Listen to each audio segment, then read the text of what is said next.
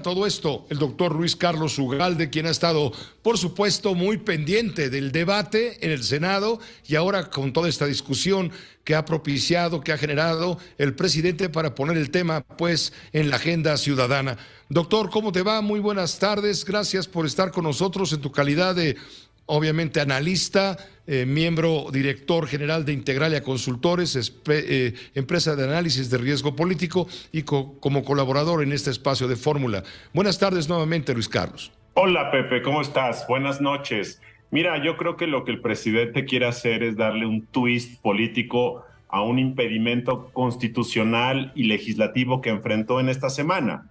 Y lo que va a ocurrir en los próximos meses es que el presidente va a llamar a una consulta personalizada, una consulta patito, una consulta inexistente legalmente hablando. Eso no quiere decir que sea una consulta ilegal, simplemente quiere decir que sea una consulta política, sin ninguna repercusión legal, sin ninguna obligatoriedad para el Congreso, cuyo resultado ya sabemos cuál va a ser. Una inmensa mayoría de la muy poca gente que participe dirá que quiere que las Fuerzas Armadas sigan en la calle, que quiere que la Guardia Nacional sea parte de la Secretaría de la Defensa Nacional, y con ese estandarte político el presidente en febrero o marzo, después de que ocurra esta consulta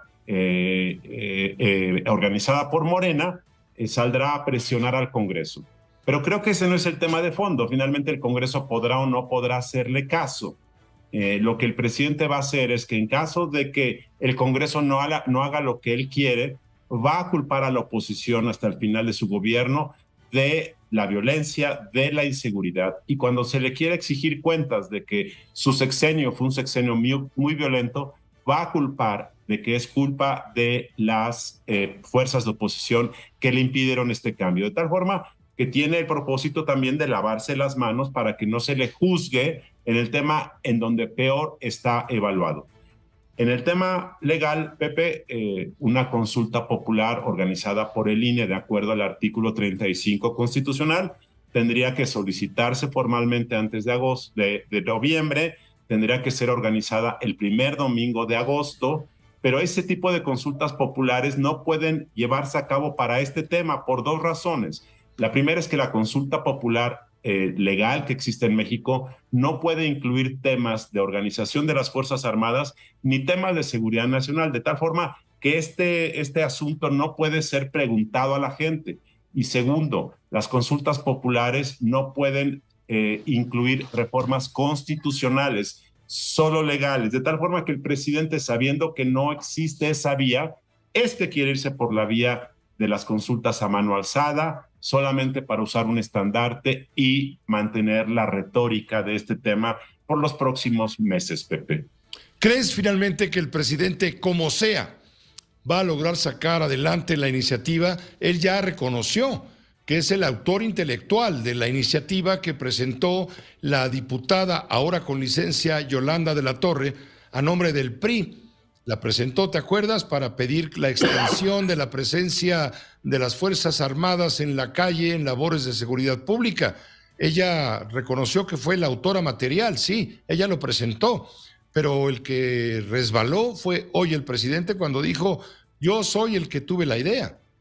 Yo creo que lo que hizo el presidente hoy en la mañana revienta la posibilidad de que en los próximos 10 días este dictamen devuelto a comisiones hace 2 días pudiera ser votado nuevamente en el Pleno del Senado. Y lo revienta políticamente hablando porque los senadores que podían ser presionables pues se dieron cuenta que el presidente trae ya otro juego, que el presidente ya no le importa el voto en el Senado, que lo que al presidente le importa es la retórica popular en las calles para que él siga acusando a la oposición. Entonces, yo creo que esto mata este proceso legislativo en el sentido en el que podía haberse logrado convencer a 4 senadores más, o podía a lo mejor el PRI decir: vamos a cambiar el dictamen, vamos a ponerle más requisitos, vamos a obligar a que el gobierno dé dinero a los estados y municipios. Una cosa así podría haber llevado una negociación más amplia y haber permitido un consenso, pero lo que el presidente hizo hoy, como siempre lo hace cuando el Congreso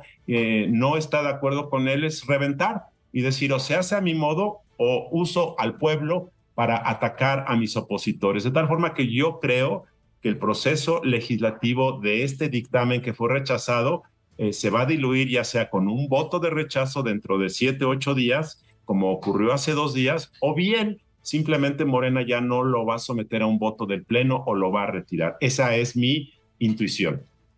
Y el presidente, en su caso, podrá usar sus atribuciones, sus prerrogativas para volver a replantear la iniciativa en los términos que a él le plazca hasta en tanto se aprueba y, claro, basará su estrategia en la respuesta que dé eventualmente la sociedad a través de esta encuesta que ha sido calificada por el bloque opositor como inconstitucional. Te agradezco mucho, Luis Carlos, como siempre. Gracias, Pepe. Buenas noches. Gracias, muy buenas noches. Mire.